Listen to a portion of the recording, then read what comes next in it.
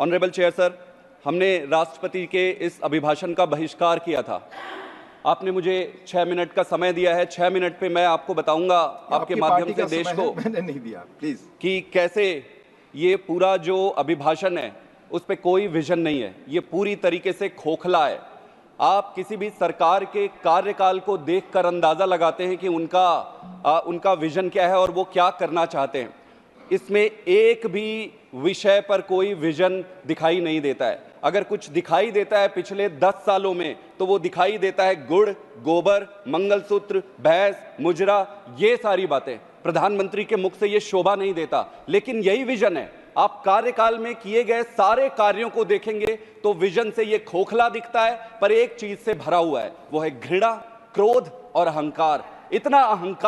इतना अहंकार किसी के लिए अच्छा नहीं होता ऑनरेबल चेयर सर, और प्रजातंत्र में तो निश्चित रूप से ये अच्छा नहीं होता। अहंकार के वृक्ष पर सिर्फ विनाश का फल लगता है। 400 से 240 आने में समय नहीं लगा honourable chair sir. Honourable chair sir, कई सारे इश्यूज हैं, लेकिन मैं सिर्फ एक विषय को यहां रखना चाहता हूं, वो है प्रजातंत्र। प्रजातंत्र के कारण ही आज भारत है। ऑनरेबल चेयर सर, प्रजातंत्र का सबसे प्रमुख आधार चुनाव होता है, और किस तरीके से पूरी चुनाव की प्रक्रिया को सबवर्ट करने की कोशिश की जा रही है वो हमें समझना पड़ेगा। सबसे इंपॉर्टेंट चीज होता है कि चुनाव कराने वाली संस्था, चीफ इलेक्शन कमीशन के चुनाव में अगर आप निष्पक्षता नहीं रखेंगे, अगर आप न्यूट्रलिटी नहीं रखेंगे, तो आप चुनाव निष्पक्ष कैसे कराएंगे? अगर चुनाव में लगने वाले पैसे पर कोई रोक नहीं रहेगा तो एक आम आदमी इस देश का कैसे चुनाव लड़ेगा? एक तरफ अरबपति खरबपति चुनाव लड़ रहे हैं, दूसरे तरफ एक साधारण आदमी इलेक्टोरल बॉन्ड लेकर आया। इलेक्टोरल बॉन्ड में 55% पैसा चंदा भारतीय जनता पार्टी को जाता है।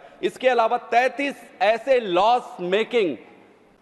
लॉस मेकिंग कंपनी से जिन्होंने पैसे दिए, उसमें से 75% पैसा बीजेपी को जाता है। ये चंदा जो भारतीय जनता पार्टी को गया, उसके जिम्मेदार कौन है? क्या ये देश के सामने नहीं है? क्या हम सबकी जिम्मेदारी नहीं है कि यहां पर निष्पक्षता लाए, पारदर्शिता लाए? Honourable chair sir, supreme court ने कहा था कि ये इलेक्टोरल बॉन्ड अनकॉन्स्टिट्यूशनल है।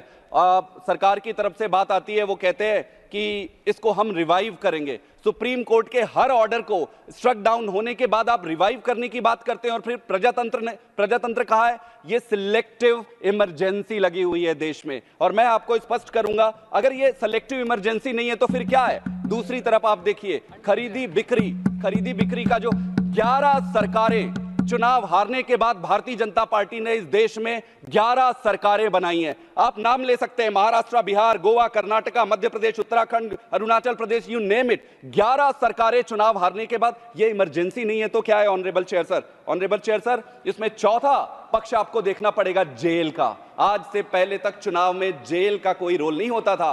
कोड लगने के बाद अरविंद केजरीवाल जी जो मुख्यमंत्री है चुने हुए, उनको जेल भेजा जाता है। कोड लगने के बाद ऑनरेबल चेयर सर, कोड लगने के बाद जेल भेजा जाता है। आप सामने से चुनाव नहीं लड़ सकते, आप में इतनी हिम्मत नहीं है। आप पहले ईडी सीबीआई का दुरुपयोग करते हो, उससे काम नहीं बनता है। सरकार खरीदने की, धमकाने की कोशिश करते हो, काम नहीं बनता है। जब काम नहीं बनता है तो आप जेल में डाल रहे हो। चुनाव की प्रक्रिया में ऑनरेबल चेयर सर, हमारे देश में ये जेल कहां से आ गई?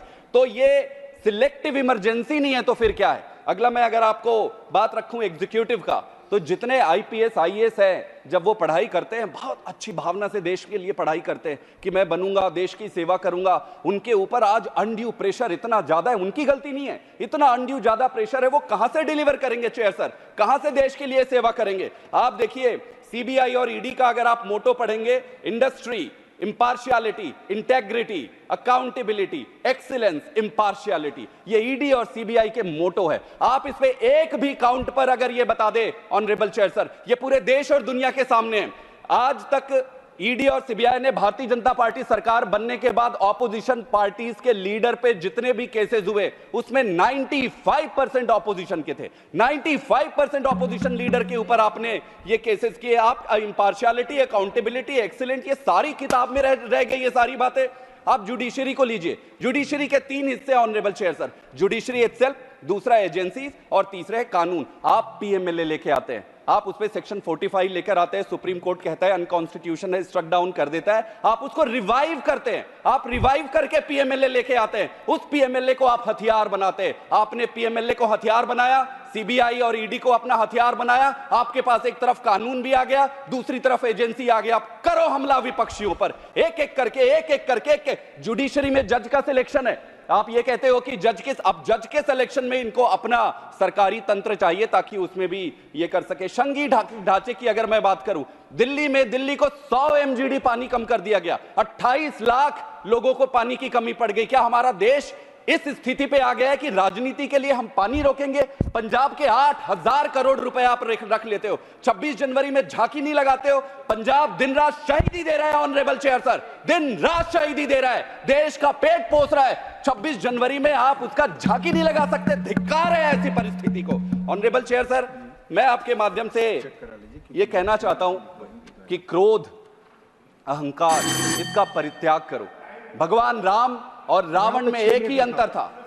भगवान राम और रावण में एक ही अंतर था। ऑनरेबल चेयर सर, भगवान राम और रावण में एक ही अंतर था कि राम को अहंकार का ज्ञान था और रावण को ज्ञान का अहंकार था। मैं आप सबसे अनुरोध करता हूं कि अहंकार छोड़ते हैं, मिलकर काम करते हैं, देश बनाते हैं, बहुत काम है। इस तरीके से आपका पतन सुनिश्चित है। 400 से 240, अगली बार ईश्वर साक्षी है, इतने हाय और इतनी बद्दुआएं लगेंगी कि ये 40 आते आते देर नहीं लगेगी। आप सबका बहुत बहुत थैंक यू।